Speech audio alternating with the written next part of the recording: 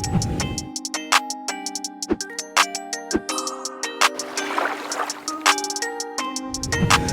on, you know what I want.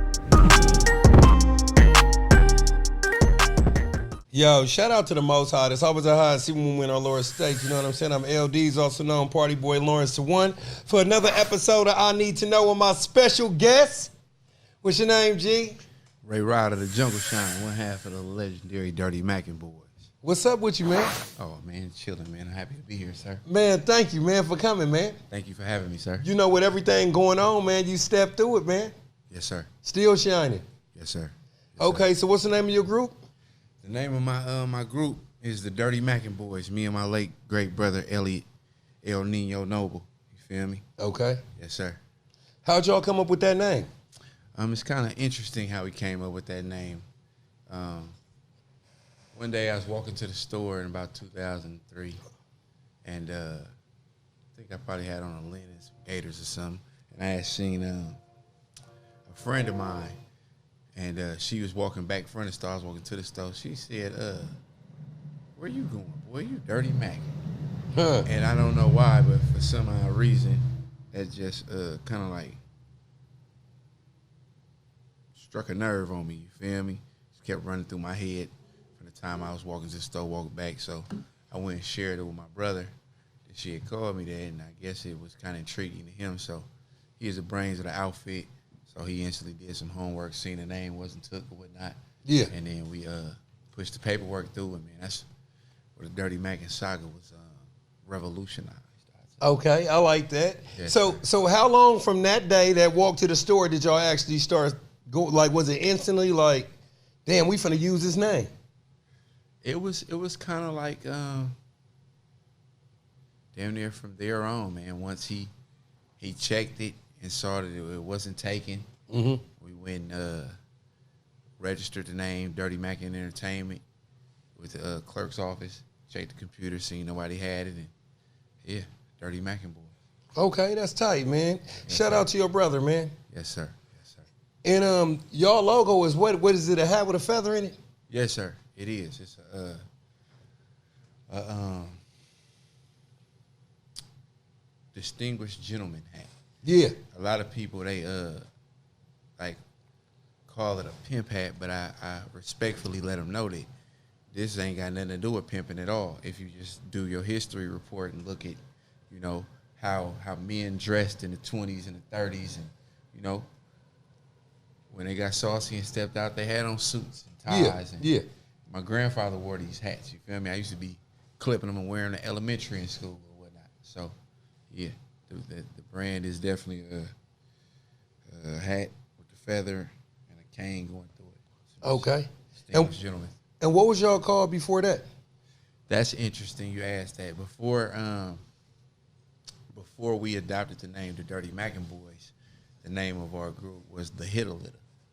Oh, get up a little bit so we can hear you. Yes, sir. The name of our group was the Hitter Litter. Like, you know, some puppies, some hitters, like. Gotcha. I get it. Like when they say the pick of the litter, like Yeah. basically the best puppies of sir. the whole litter. Yeah. So y'all was like, okay, I like that. And Yeah. it was just y'all too?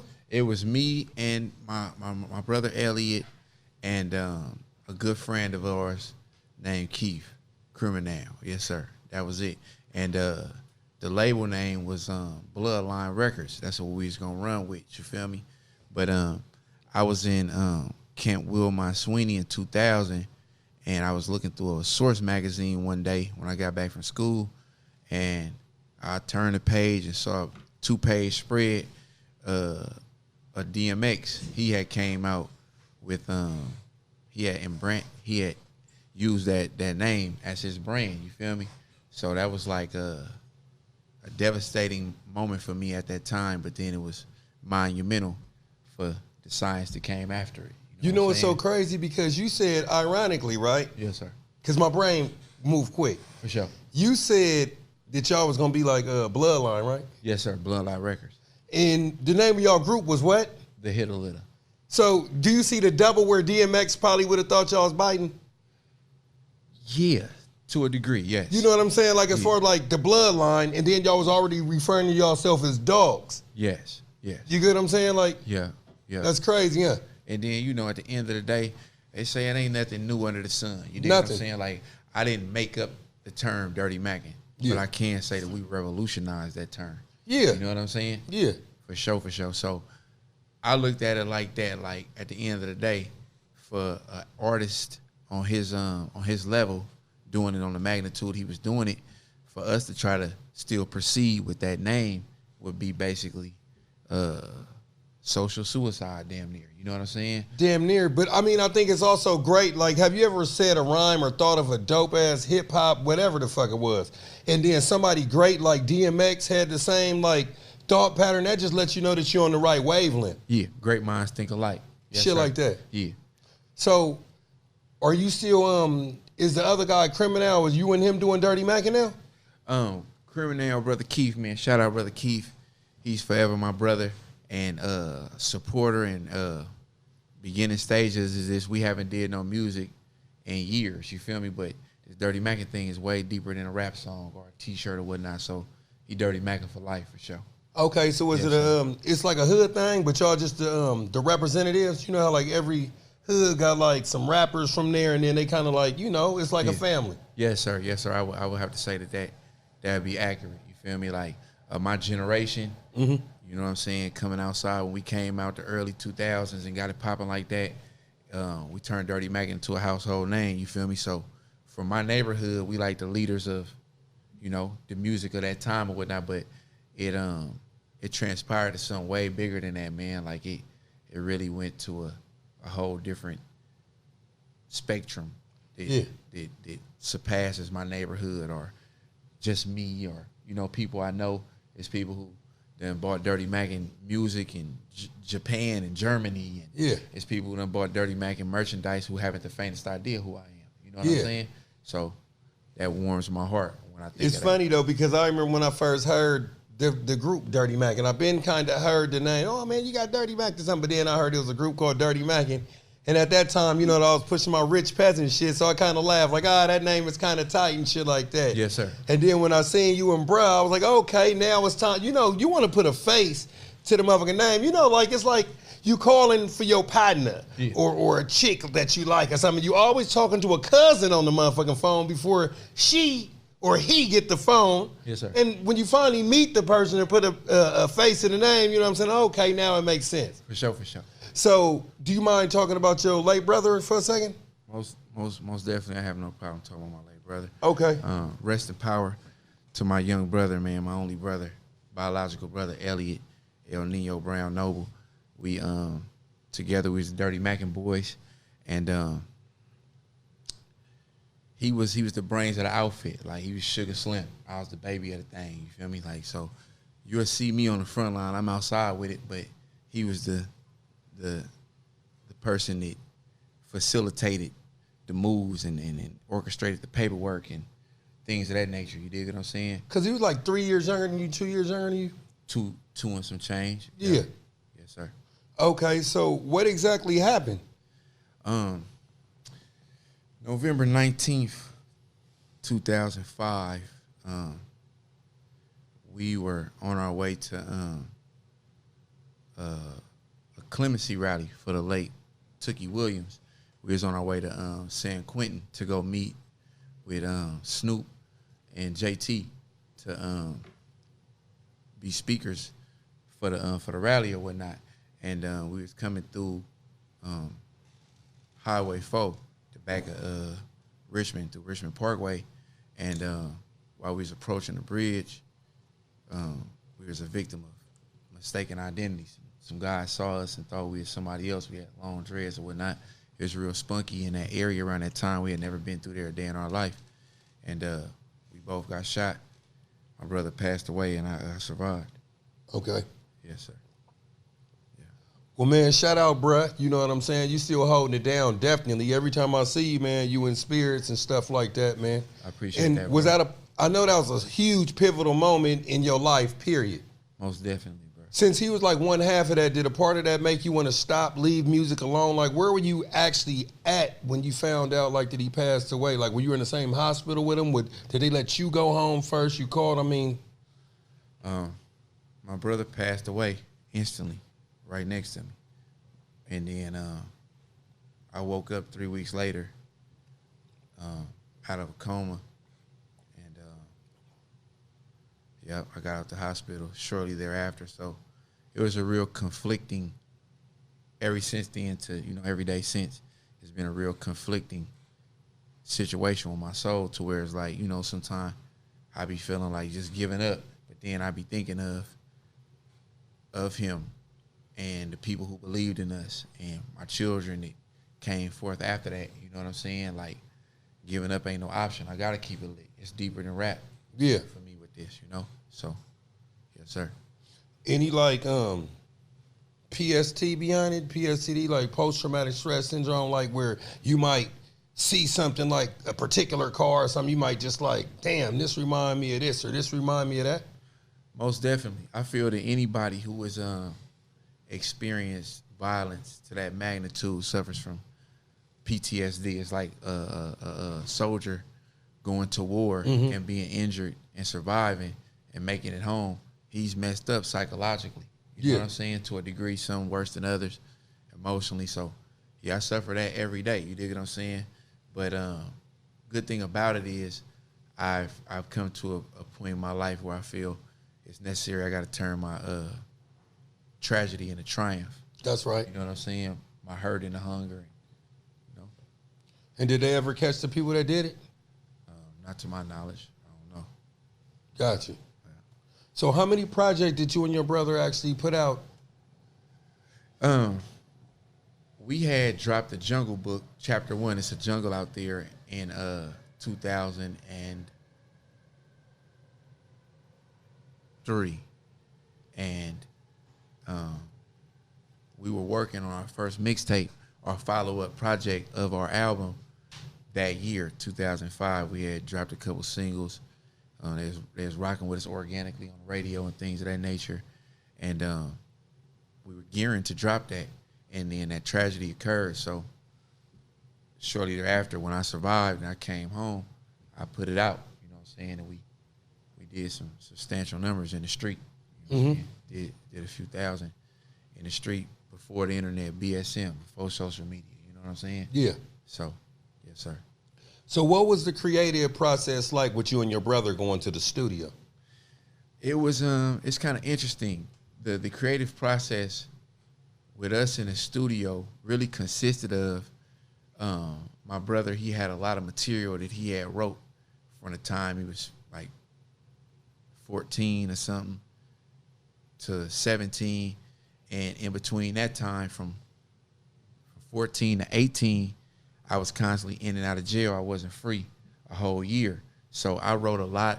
The majority, then all of the music that we put on the Jungle Book was a composition of music that I wrote when I was in captivity and the music that he wrote when I was in captivity. So I came home. He produced every beat on the track. We had no outside features or whatnot, and we just put it together, man. I matched what I had with what he had and came with some hooks, put it on the beats he had, and hit him with 17 songs. Good dope. Yeah, it's just a magical thing. Chemistry was fire, water, baking soda mixed with cane. So do you rap solo now, right? Yes, sir.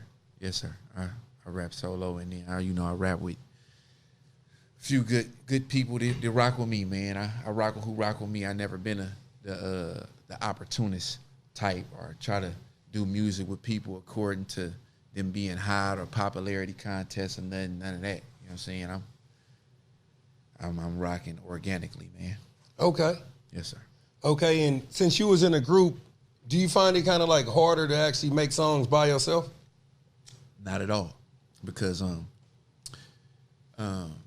my brother was here, we did the songs we had, we put them together, and the project that we was gearing to drop, Master Mix 1, Volume 1, The Laboratory, it consisted of a lot of features. Like, then every song was songs with me and him and some of my super friends. You dig what I'm saying? But as time progressively went on, I went from an artist that just had a lot of verses on songs to actual artist with songs. You know what I'm saying? No piggybacking.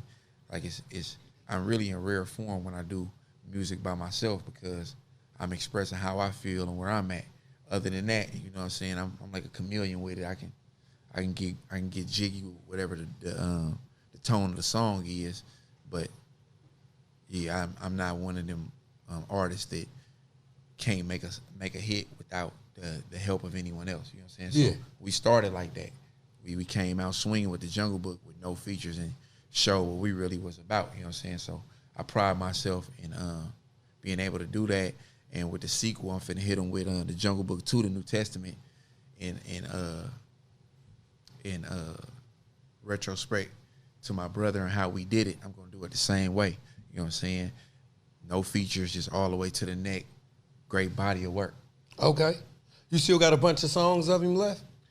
I don't have a bunch of songs of him left that that we recorded, but I do have some unreleased stuff that wasn't officially dropped. Like a lot of that music that we made isn't on digital outlets. This is in a time when we was making CDs and stuff. You know what I'm saying? Hell yeah. So the game has conformed a lot since then. So I'm just trying to adjust to how things have went. I'm gonna resurrect what I do got. What is one of the biggest things that you actually admired about your brother and his artistry, his rapping like? His the thing that I admire the most about my brother was his keen sense of being a critical thinker. He was just such a critical thinker and a sponge for knowledge that it poured on his music. You can hear it. Just the things that he would say ain't the average things that a rapper would be saying. You know what I'm saying? His age or beyond. So I really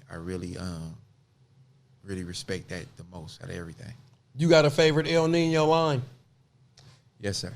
I would love to hear it. What's your favorite El Nino line? Like, damn, my brother said that shit. I would have to say off the top of my head, my favorite El Nino line would have to be his first 4 bars off of the last song he ever recorded. It was called "Let 'Em Know." It was the first song I recorded when I survived and came out the hospital. My big brother, San Francisco Quincy, shout out San Quinn from the city. He jumped on the song for us. You feel me? But my little brother, he came on. He was like Niniola, Mac, indeed. I knock a bitch at supernatural speed. Take it all, never have the cheese. That's how it always was, and it always has to be. And if you come after me, you better come with a gasoline. Drill sergeants ain't half as mean. Big Marty surpass your team. You niggas harmless, I'll smash your team. Take your garments, your cash and bling. But he used to be going crazy. Yeah, that's crazy. Yeah. That's crazy. What's that, like about 2005 or something? Yes, sir. That shit clean. Yes, sir. You know I like to, on my show, you know I like to ask like those random questions too, right? For sure. Yes, sir. You know I'm about to hit you. Come on, man. Yeah, I can't make this shit up. This is improv. So whatever. What is your most memorable moment at Mingles? MMMM. I'd probably say my most memorable memory at Mingles is when shout out Igor Beats. Okay. He was on the 1s and 2s and stuff. My little brother wasn't even old enough to get in the club. You feel me? Yeah. And he had gave us an opportunity at that time where you can come do a showcase and they give you the tickets so you can sell. You feel me? And your show gonna dictate how many people you brought. So you know, Mingles wasn't no big ass spot or nothing. It didn't take too much to fill it up. But when he gave us the green light to do our thing, we had that thing packed wall to wall. And me and my little brother just went that motherfucker and did our thing, man. And he wasn't number like 17 years old at the time. So that was memorable to me. Okay. Yes, sir. Yeah, man. Shout out, man. Shout out to Igor Beats, man. Yeah, he's one of the pioneers, man. For Got sure. your roses for me, big dog.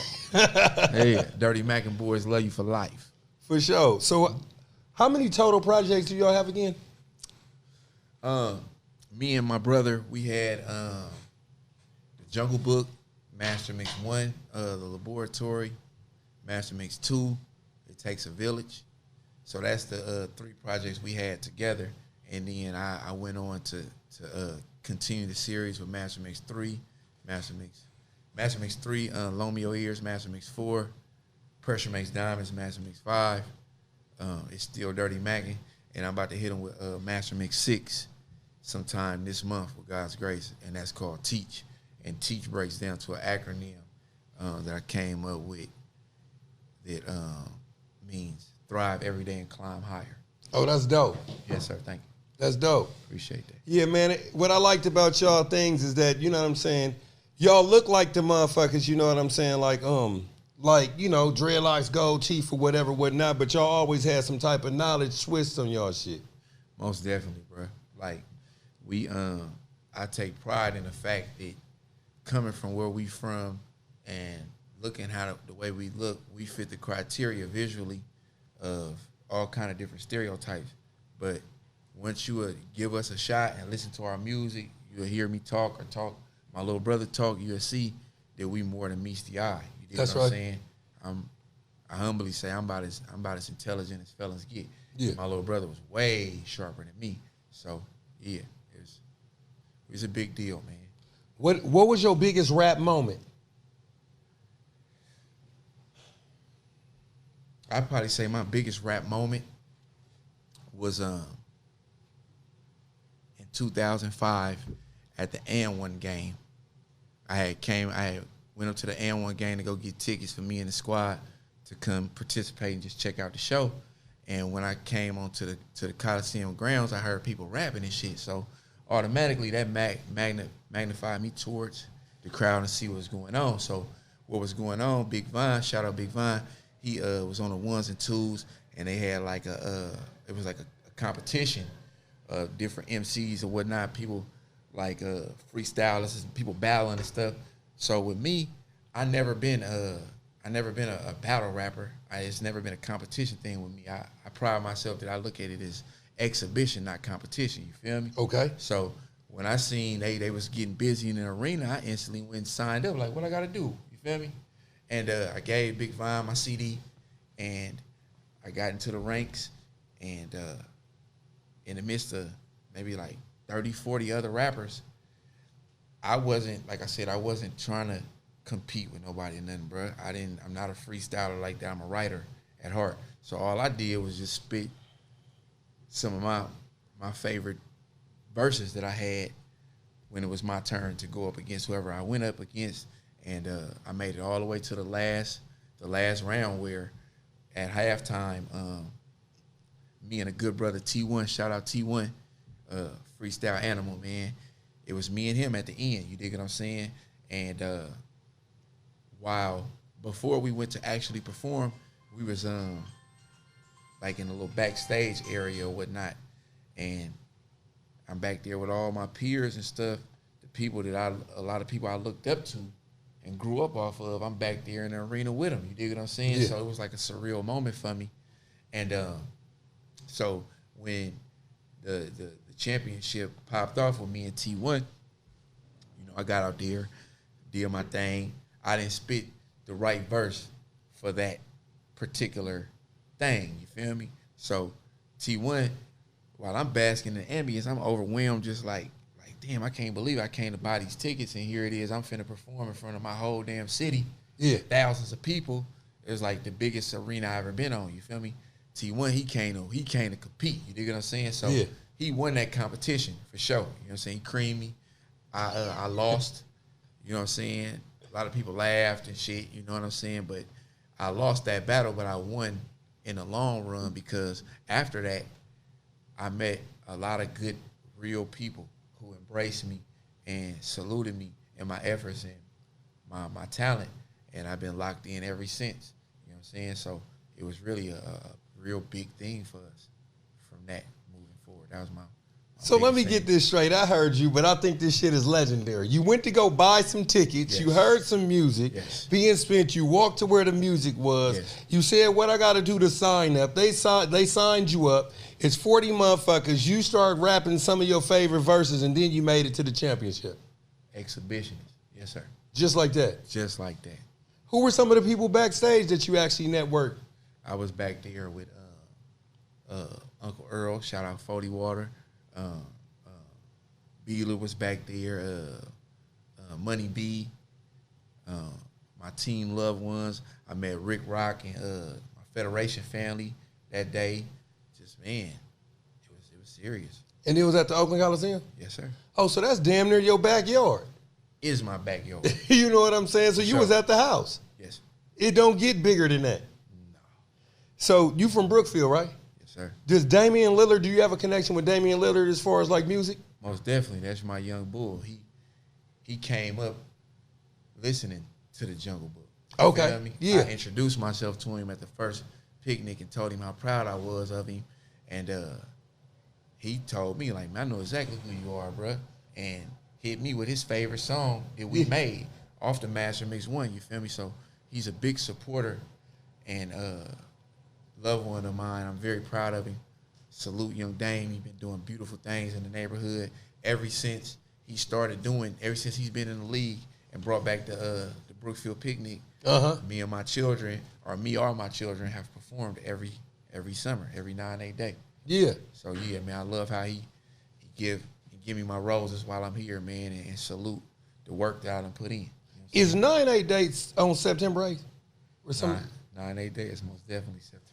Okay. You know, I know y'all Sobrani people got 11-5 day, y'all. Yeah. You know, you got to check in, you know. Yeah, they November 5th and September 8th. Okay, for sure. Yeah. You know what I thought that was so dope? I never told Dame this shit. Not that I know him. Like, you know, like, hey, yeah, man, let me call Dame. Nah. Right. But I always thought that it was dope that at the 9-8 picnic that they had a little Skyliners. You know, it's bigger than the jumper. They got some, like, actual different shit. I love it. Yeah. I jump on it every time. Yeah. Yeah, man, I'm proud of him. And shout out to Brookfield Deuce. Yes, sir. Very, very proud of Brookfield Deuce, man. Very, very hardworking, humble young man, talented as hell. You know what I'm saying? Been knowing Deuce forever. You know what I mean? I'm very proud of them, man. Shout out Frontline Music. They're doing big things. Yeah. You know what I'm saying? So who are some of the other artists that's coming out of 9-8 that you want to, you know what I'm saying, talk about real quick? Well, I gotta salute Brother Dame, you know what I'm saying? Basketball extraordinary, and the boy really got bars. Yeah. You know what I'm talking about? Shout out Brookfield Deuce. You just mentioned a good one. My boy Clep, you know what I'm saying? He going crazy. Who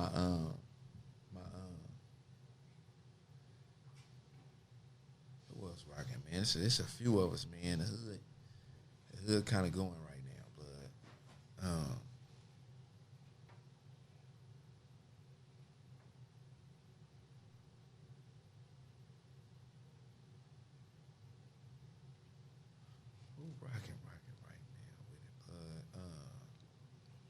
little Yay going crazy, you feel me? Pooh them doing their thing.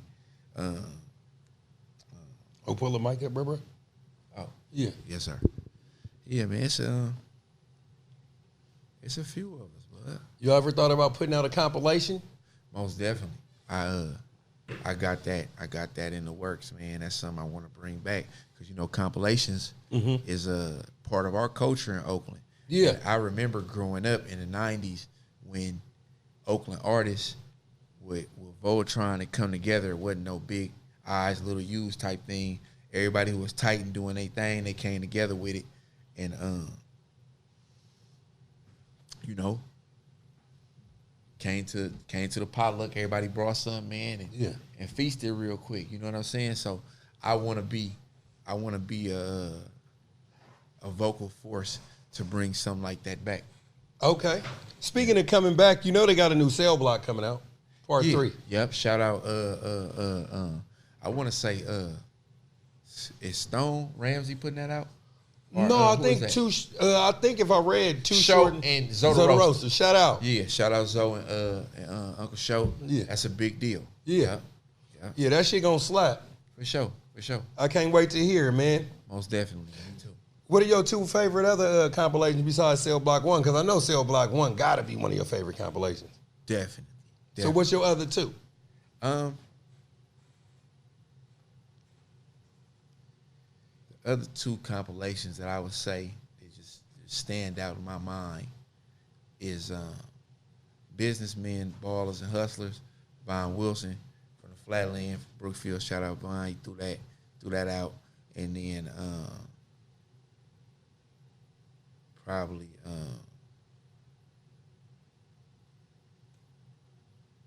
what's that? You talking about from Oakland? Yeah, Oakland, Bay Area. Yeah, what's that compilation P had put out? Blood had West Coast Bad Boys. Yup. I fuck with that with him and C-Bo. Yup. Head for the Jack. I go that one. Yep. And I like it's a toss up. Really, I like that one, and I like Notorious Pimps, Players, and Hustlers. Yeah, I was thinking that. Yeah, I was thinking that. You feel me? But I didn't want to make it just a Brookfield thing like that, because both of those, I don't know if you know, but both of those compilations were from two fixtures from my neighborhood. Put them out. You feel me? I liked it, both of them for sure. Okay. You know what I'm saying? But I just wanted to make it more vast. But definitely, I came up off of that. Yeah. That's my influences. You said that you had a song on the radio earlier. Yep. They had played actually a couple songs on the radio, but the song that they was rocking with on the radio organically, like I had shouted to Big Vine. They was playing Do the Dirty Mac, Jack Them Slacks. Me and my brother, Dirty Mackin' Boys, featuring Goldie from the Federation. Shout out Go, Dirty Mackin' for life, fair game. You feel me? It's my boy. And then Vine, he was spinning up, down, left, right. That was me, my brother, and my good brother Clyde Carson from the team. Yeah. Yeah, sure was. When you say organically, explain that. When I say organic, man, I mean just pure, no artificial ingredients involved. Like, we didn't pay nobody, we didn't bootlick or kiss ass or none of that. You know what I'm saying? Vine spent that shit because it was dope. Okay. You know what I'm saying? So when I say organic, it's just like fresh off the press, no cut. Yeah. Just how it is. You know what I'm saying?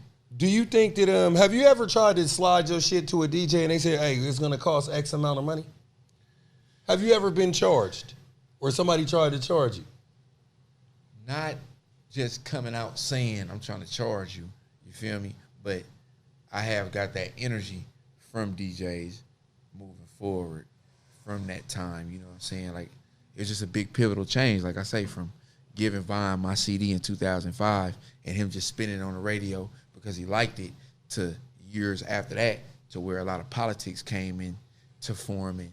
It just, a lot of artificialness started coming more and more into the game. And I ain't gonna lie, the more and more I started noticing artificialness, the more and more it kind of distanced me away from it. For a minute, I took a sabbatical and just like kind of lost the passion that I had once had for it. You know what I'm saying? Mm-hmm. But it took for me to just go through a lot, spiritually, emotionally, break me down to the compound for me to make some of the best music I ever made in my life.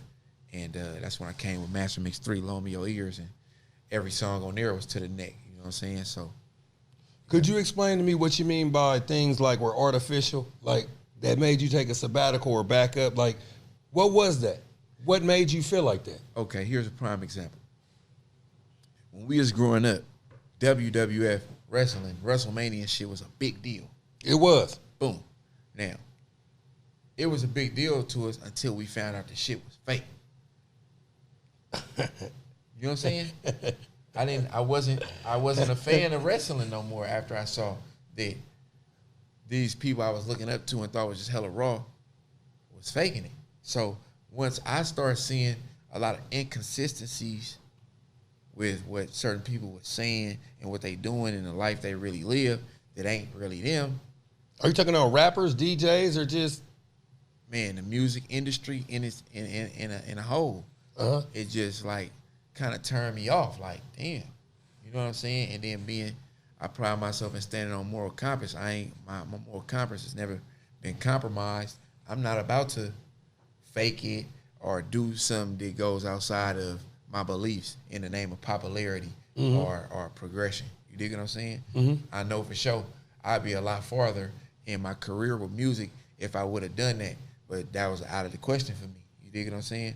So I'm taking the hard way with it. So have you ever been asked to do something that was like gonna compromise who you were, like rap this way, or like an image consultant where a motherfucker might have wanted you to come out and dress in all, a pink fur coat or some shit. Not no disrespect to Pink. You know what I'm trying to say. Yeah. Just something that was totally out your character. Start rapping about this, but you're this type of artist. Have you ever had that happen to you? Most definitely. I experienced that with people giving me their opinions on what they think I should do and what's in and this, that, and the other. And I just always kind of like shied away from it because I came up in a time where when you got in that booth blood, you said what was on your heart or what you saw. That's right. Not what you think somebody want to hear, but what's going on, your reality or whatnot. You know what I'm saying? So I wasn't and I'm not willing to sacrifice that. Yeah. In the name of somebody else, what someone else think I should do. Yeah. So to answer your question, most definitely I've been persuaded to try to do things that I wasn't comfortable with, and I respectfully declined. Okay. Have you ever had a record deal with, like, have you ever been signed to anybody else? No, I'm signed to Dirty Mac, and Dirty Mac is mine. It's been a few opportunities where, you know, a few deals were presented to me, and I was kind of like, I was eager to get on, in a sense. You feel me? Before my little brother left, you know what I'm saying, I used to be more antsy than him. And he would always tell me, like, blood, relax, bro. We not finna sign no deal. We are a deal. We gonna own what we got.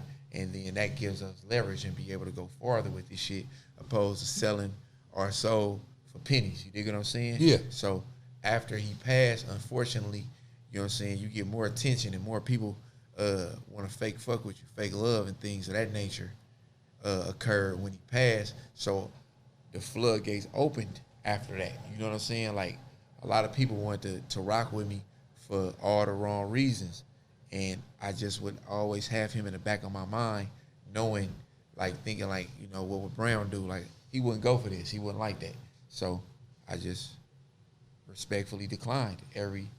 After he passed, you said a lot of people wanted to fuck with you? Most definitely. Like, trying to be like in a group with you, like feel his place, or did they feel like, damn, his brother passed, I need to really be there? Like, was it hard to actually distinguish who really wanted to be there or a motherfucking opportunist? Was that hard for you to? It was extremely hard for me, bro. It actually took a couple years for me to really, for the light bulb to click in my mind. A few people who love me and know me before all this occurred warned me and told me, like, right, everybody who around you ain't around you because they for you. Everybody ain't who with you ain't with you because they with you. You dig what I'm saying? So I was at my most vulnerable point after my brother passed away. You dig what I'm saying? So immediately I didn't know how to decipher between fake love and genuine love. But time reveals all. You know what I'm saying? So when the smoke cleared, the people who really was for me was still there. And the people who was just opportunists who wanted to just jump on the wave because they felt like I just might blow up to, Yeah. you know, to the height what was expected of me. And when that didn't happen, they faded away, you know what I'm saying? Yeah. And it was like the best thing that could have happened to me because it helped change my perspective on a lot. Like I say, my brother, he was the brains of the outfit. I was always on the front line and feeling like I got to make my Dirty Mac an appearance and things of that nature. To now, I ain't as social and festive as I used to be, bro. Yeah. You know what I'm saying? If I ain't got to be there, I won't. I don't really care like that. You know what I'm saying? So now I'm just trying to learn how to balance the two out. You know what I'm saying? Because you have to still be in a network mode to a degree. You do. But my defense mechanism is up more than it ever was. You know what I'm saying? So I feel like I'm grabbing the bull by the horns by now with growth and development and learning on how to decipher shit from sugar. Coming up, you know what I'm saying, like in the 90s and shit like that, you know, like the year of the 90s, you know what I'm saying? What do you think has changed the most from that point till now, as far as like the artists, what's cool, what's not? Speak on that. I think the main thing that has changed is that technology made it more impersonal. Back in the day, everything was hands-on. Like, I didn't have no internet to hide behind. You know what I'm saying? Yeah. I couldn't just upload hella songs on a social site and they do it for me. Somebody had to invest some money and CDs and posters and flyers, and you had to get outside. We became legendary by coming outside, you know what I'm saying? Yep. So now, the difference is that anytime Dick and Harry can go get on that mic, make a song, throw it up on YouTube, and be a big sensation, and nobody ever knew them before it. You dig what I'm saying? They be hot for 15 minutes, and then nobody hear from them again. But what I love and respect about the times we came from is that you had to really grit and grind, man, and put your feet down on the pavement. You know what I'm saying? So I'm still making the adjustment from what I came from to what it is right now. You know what I'm saying? Just getting everything digitally uploaded and things of that nature. You feel me? Did you ever find yourself getting behind times, feel like you couldn't keep up with how fast like this shit was actually moving? Definitely. I felt like Rip Van Winkle at a certain time, like before my brother passed away. I ain't even know how to do an email damn near. You feel me? I just wasn't technically inclined like that. You feel me? So as MySpace came first, and then Facebook and Twitter and all that, I just never really grasped the whole concept on how to digitally monetize everything, because it was rough on me, blood. Like, it was just me. I didn't have no big team and nobody to do it for me. So I kind of just like fell behind with it. Like to this day, it's people who ask me about my series of master mixes. Where they say, blood, I need this CD, and they want the CD because that's what they got from me. But then it's people who like, blood, why you ain't got this on iTunes and Spotify and things of that nature. So now I'm at a point where I see just how important it is for me to upload my whole catalog digitally so I can live forever through that. Yeah. Yeah. What about as far as like some of the things that people say is cool now, you know what I'm saying, that wasn't cool then? What do you think the biggest difference is? I think it's just like I say, man, it's just a lack of moral compass, man. People ain't really operating on morals in this shit, man. It's like damn near dog eat dog.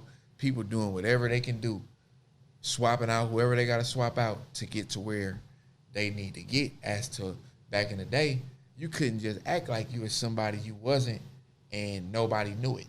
Yeah. You couldn't hide behind the internet. You dig what I'm saying? If you was a gangster, you was a gangster. If you was a jacker, you was a jacker. If you just was a tight rapper, you was a tight rapper. But you couldn't just be all you can damn be, and people just buy it. Now you just, whatever you say you is, that's what you is. You got some views or you got the look, they buying it. Yeah. You know what I'm saying? Like, it's a lot of people doing their thing right now from our vicinity. They haven't the faintest idea who I am or what I did, or that me and my brother, we part of the crew that laid the ground they driving on. Just like, you know, my predecessors paved the road for us to drive on. You know what I'm saying? So I'm just trying to bridge that gap. I'm in between the youngins and the OGs. I'm a young OG. You know what I'm saying? Hell yeah. So I feel like Vince Carter in this motherfucker. I still got my legs up under me a little minute. I'll dunk on one of these young niggas real quick, put some points on the board for a season or two, and I'm gonna get on my Coach Ryda shit, man. Growth and development, push other young, talented artists, because I see what would have helped me when I was coming up, you know what I'm saying, in my growth and development or whatnot. Yeah. So I was going to ask you this. What was it like growing up in Brookfield? Because I know that's one of the legendary rough turfs of Oakland. That's a known rough turf. Most definitely, man. Growing up in Brookfield was it was the description of what we named the album, The Jungle Book. Okay. Chapter 1. It's a jungle out there, baby. Yeah. Brookfield is the jungle. We the first and the last exit coming in or out of Oakland. You feel me? So it's like, if you get off that freeway on 98th, 880, you gotta come through our shit. So a lot of money came through that back in the day. You know what I'm saying? The streets was like, there was a lot of money in the streets, so it was intriguing to me being a young bull coming outside, and I'm seeing other young black men not very much older than me having some money grinding. It made me, I was intrigued by that. So I jumped off the porch. First, you know what I'm saying, before I started selling drugs, I was stealing. And then I started selling drugs, blood, so I can get some paper without hurting nobody. I looked at it like a victimless crime damn near, you feel me? So Yeah. My bad about this. it's okay, sir. It made me choose a life of crime, bro. And it made a lot of us choose a life of crime. So growing up in the jungle, blood, I seen a lot. I seen a lot of rises, a lot of falls. Mm-hmm. I lost a lot of peers, you know what I'm saying, to incarceration, to genocide, us killing each other, to drug addiction. And it's a blessing for me to be here, bro, to make it through. Do you ever feel like this, like being an older artist and stuff like that, coming up through like all that shit that you had to come up through, the crack epidemic, the rise and fall of AIDS, Tupac, Biggie gone, and you seen a lot, and then when you see like, damn, these motherfuckers, I know these motherfuckers didn't have the same type of struggle, and what rap is really about, they probably ain't even went through, so is it really real? Overall, no. It's WWF. Yeah. You know what I'm talking about? Yeah. I'm UFC in it. I'm throwing real punches. Yeah. I'm talking about some real shit, and there's still a market for it. There was a time where I felt just disgusted with the shit, but then I came to a conclusion that it's still a lane for people like me who feel the way I feel and really have messages in they madness. You dig what I'm saying? Uh-huh. So it's like in a book, man. Chapter 1 shouldn't be stating what chapter 2 is stating. Chapter 3 shouldn't be about what chapter 2 is about. You dig what I'm saying? And nowadays, not everybody, but collectively, it just seems like people putting out books saying the same shit every damn chapter. Yeah. You know what I'm saying? Yeah. So I be intrigued and proud, sorry about that, to see or hear something outside of that box and that bag of just popularity, what you think people should hear, want to hear. You know what I'm saying? Yeah. What do you think people want to hear the most now? Man, it seemed to me, people, they comfortable in pacifying lies, man. They want to hear people talk about how much money they got, how many people they shot, and all this crazy madness that if you really moving like that, that's the most stupidest shit you could do, is be talking about that on tape. But that's what is racking up all the views and get the hype behind it. Motherfuckers ain't really into the type of shit we was into, man, like a Scary X, Glory Be the Focus on the Bald-Head Man, and you know what I'm saying? Reality raps, the Sieg was coming with. Yeah. And the Ghetto Boys, and SIBO and shit like that. Yeah, bro. Like talking about real situations and things that's going on in your life. You know what I'm saying? I think we need to get back to that. And I know in my heart, with great gifts comes great responsibilities, you feel me? So I have a responsibility to share my story through this music. You know what I'm saying? Because I got a hell of a true story, the autobiography, that I got to get off my chest before I leave. That's part of my destiny on why I was granted the days I got left. You know what I'm saying? Mm-hmm. And who was one of the recent artists that came out that was like, you know what, this sounds like some shit that came out during my era. Like the realness is there. I'm really feeling this. Man, my favorite right now, man, I got to shout out Timothy, man. Timothy. Mozzie? Most definitely. Okay. Mozzie, he's the second coming of Tupac of this generation to me. Okay. Because even though he got the background he got coming from where he from and gang banging and shit, he's showing you that that's not all to life. That's not all he talking about. Just because he got some money, that ain't all he talking about. Just rubbing that in people's face on how much money I got and how broke you are. That shit weak. You feel me? Yeah, okay. So I respect that. Yeah. That's representing, what he doing is representing for the culture in a serious way. Yeah. Salute to that dude. You know what? I like Mozzie.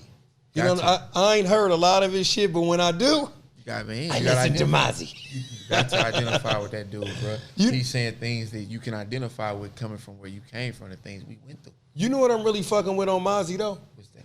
I am fucking with the fact that Mozzie is a workaholic. Definitely. He got like about 40 albums.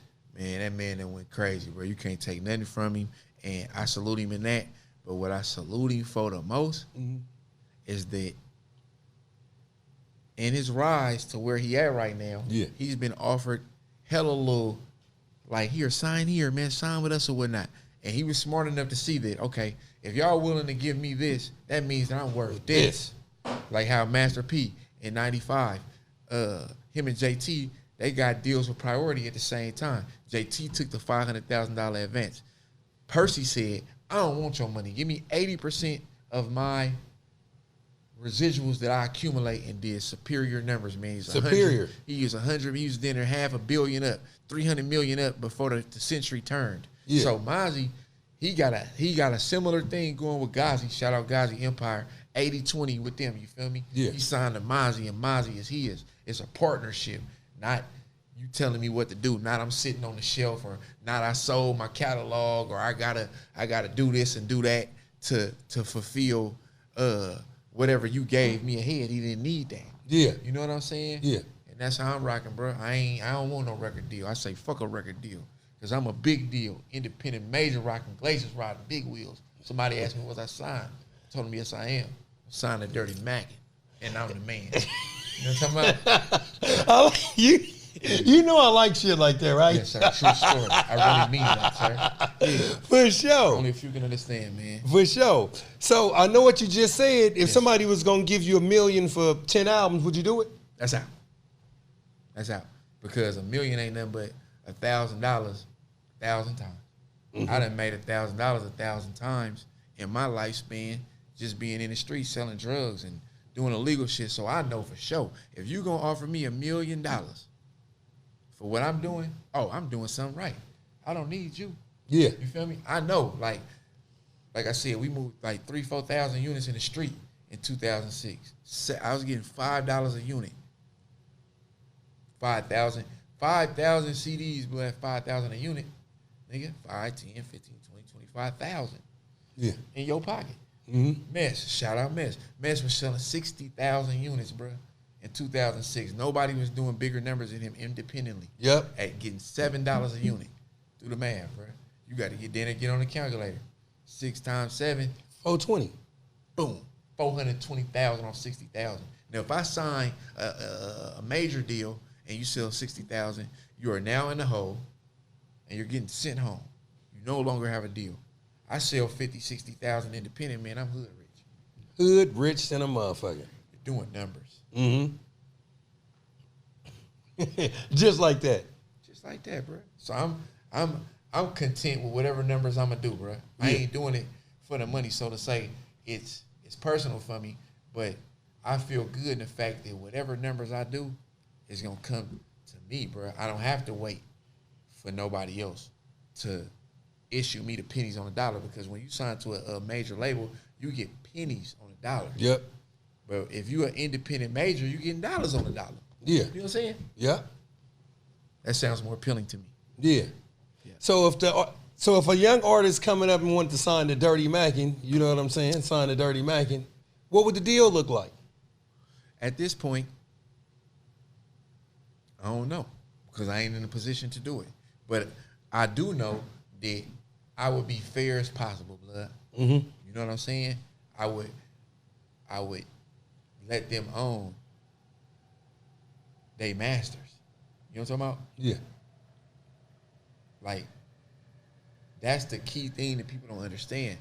Here's a prime example of that. Yo Gotti, he had signed a baby for $500,000 advance, but didn't sell. So he didn't sell. Now he's 500 in the hole. So what he did was take his own money and bought himself out his contract. You know what I'm saying? Yeah. I don't want to be in no situation, bro, where I gotta buy myself out of something I signed myself into. Yeah. You know what I'm talking about? Money Man just did that too. Bought himself out of the contract. Money Man. Where's he from? Money Man is from Atlanta. He bought himself out of the contract with Baby and went and did an 80-20 with Empire. Okay.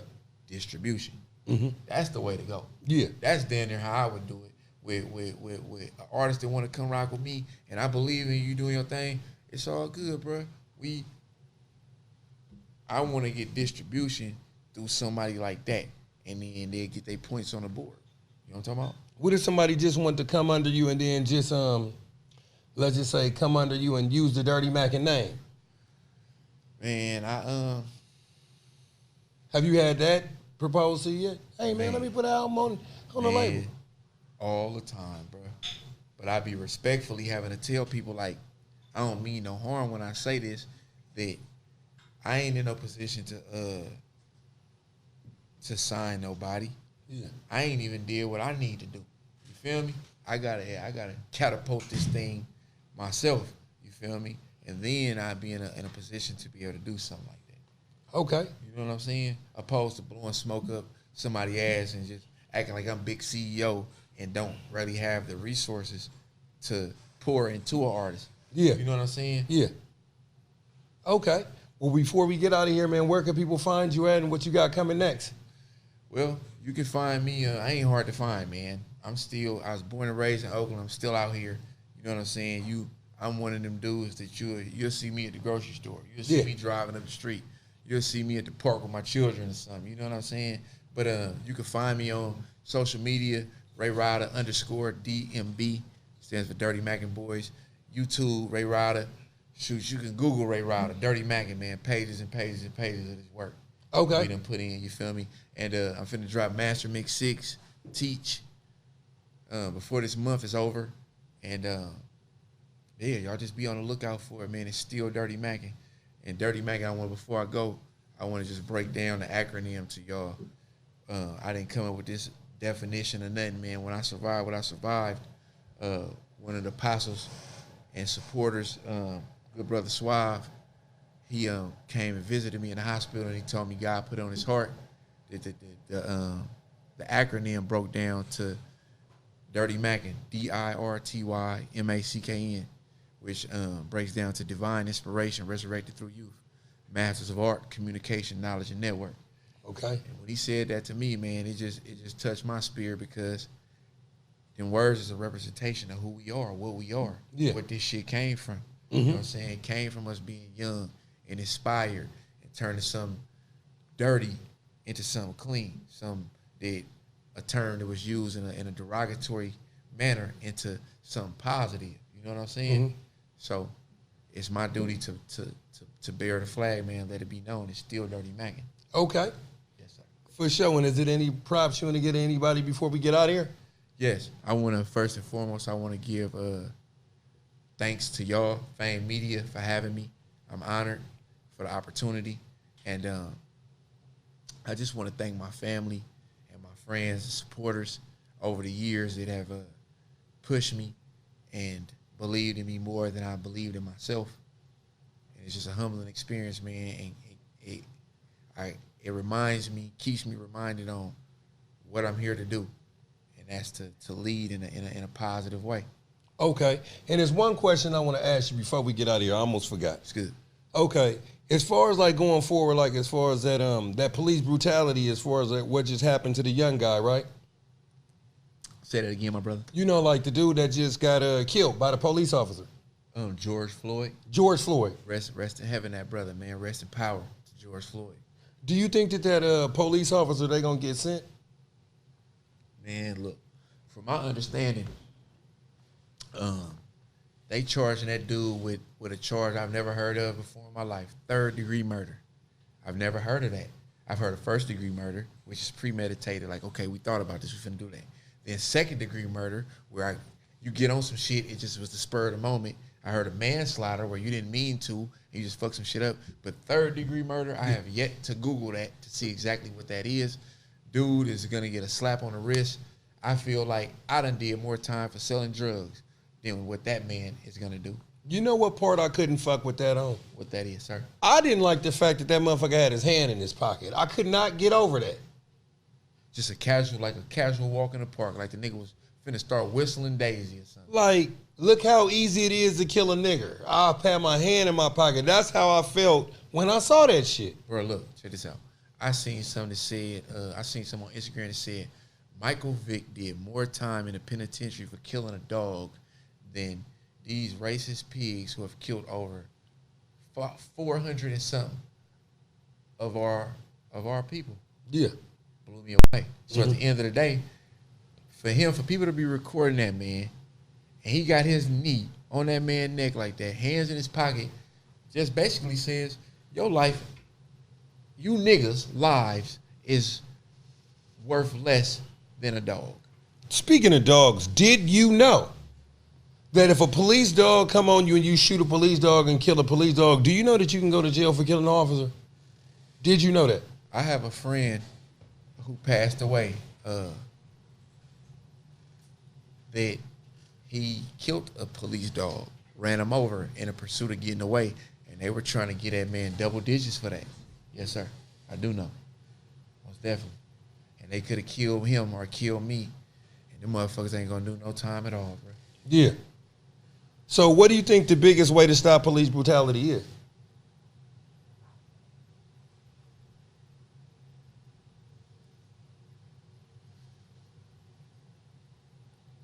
I mean, I got a theory. Me too. I'm trying to gauge my words as best as possible. You dig what I'm saying? Yeah. But I'll say this. I'll say it this way.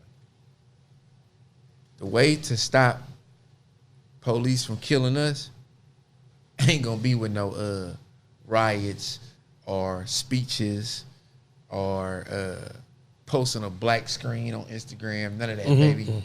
It's gonna be defending ourselves. Okay. And I'll just say that. Ain't nobody gonna defend us, bro. Yeah. You know what I'm saying? They not. Gotcha. Okay. Well, I am L-Deez, you know what I'm saying? This is my special guest, Ryda, my motherfucking old school motherfucking pounder from Mingles and around the town, you know what I'm saying? This is another episode of I Need to Know. I am Lawrence the motherfucking one, also known L-Deez, and as usual, come on, you know what I want.